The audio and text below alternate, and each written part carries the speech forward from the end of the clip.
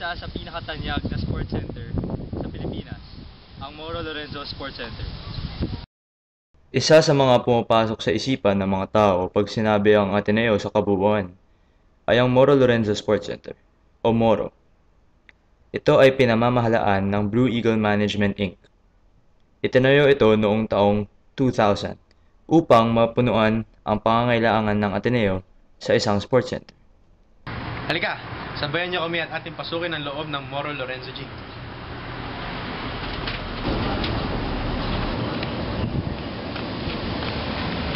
Look at that! That's the Filipino God!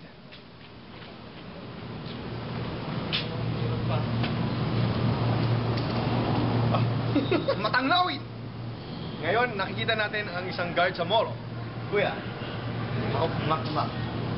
Ano pong pangalan niya? Mansueto Mediaris. Sino nung mga pumapasok dito sa Moro?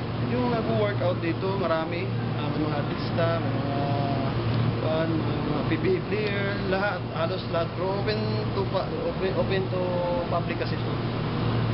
Maraming salamat, Kuya. Sige, wala ka naman, sir.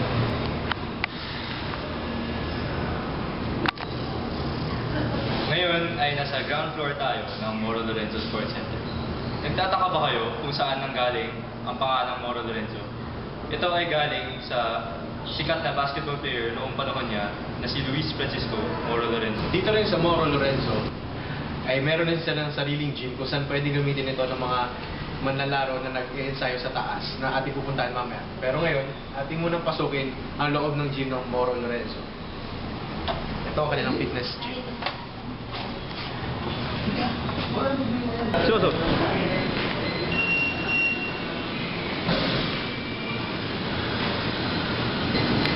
Ngayon kasama ko ay isa sa mga kliyente ng gym ng Moro Lorenzo. Ano pangalan mo, sir? Pilipitong po. Bakit? Okay. Bakit ka nandito nag-gym? Dahil maganda po ang gym dito. Tsaka magaling ang aming trainer si John C. Alegre. Sige, thank you. Nandito sa likod ko ang rehab center ng Moro Lorenzo. Ito ay isa sa mga pinakasikat na rehab center dito sa Pilipinas dahil sa rami ng atleta na nagpapagamot dito, lalo na ang mga PBA players. Sa kasamaang palad, bawal tayo pumasok dahil may mga pasyente na bawal pumasok. Ngayon, aakit naman tayo sa second at third floor ng Moro. Dito makikita tayo ng maraming atleta. Tara! Tanglawin!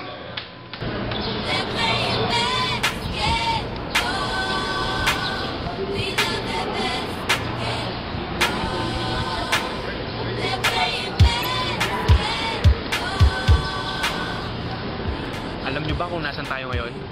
Ngayon ay nandito tayo sa basketball court ng Moro Lorenzo Gym. Kung makikita niyo naman, sobrang world class ang paggawa dito.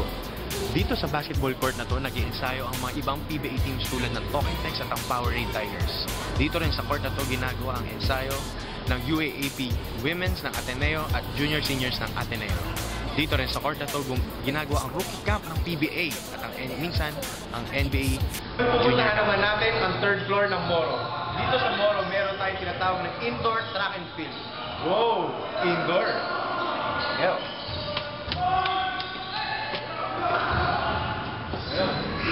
Makikita nyo no, ang indoor track and field. Makikita nyo ang kanyang surface. Halika, samahan nyo kami. Ikutin natin tong buong track and field. Kitang-kita ang ganda ng pagtakbo ni Macmac dahil sa magandang paggawa ng flooring ng track and field. Grabe, ang ganda nga ng pagtakbo ko dito. Kung titingnan nyo nga naman, masasabi nyo talaga pinag-isipan ng paggawa nitong track and field na to. Ganda, grabe. Ang ganda. Alam nyo ba, ang oval na to ay 200 meters?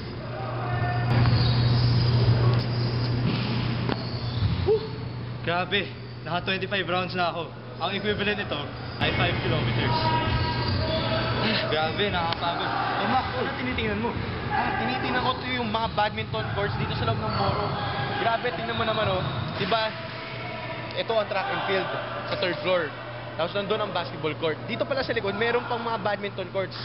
Makikita nyo na ang badminton courts ay meron silang 5 na napakaganda ng pagka-matting. Ang tawag sa matting na yan ay Taraflex.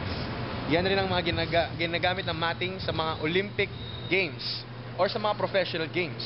Grabe. Dito sa Ateneo, dito sa Moro ng Ateneo, ay pwedeng maglaro ang estudyante, alumni, at saka ang mga taga-labas o mga non-Atenean o mga guests. Dito ang kanilang badminton court rates ay 200 per hour pag student, 250 per hour pag alumni or parents of the students, at 300 naman pag outsider. Wow, Wa- ang rami kong natutunan sa'yo, Makmak. Walang anuman. Niletridge ba? Nandito tayo ngayon sa likod ng Moro Lorenzo Gym. Makikita nyo, sa aking tabi ay ang isang goal na ginagamit sa soccer. Ito ay gawa sa metal. At ito naman ay gawa sa tinatawag nating yard. Dito sa Moro meron din silang tinatawag na soccer gym na kung saan pwede maglaro ang kahit sino. Habang doon naman, makikita nyo, ay isang maliit na field na ginagamit minsan pang frisbee. Ang gawin! Andito tayo ngayon sa pinag-eensayuhan ng mga atleta ng UAP Track and Field. At mukhang sinaswerte tayo ngayon dahil may nag-eensayo ngayon. Halika!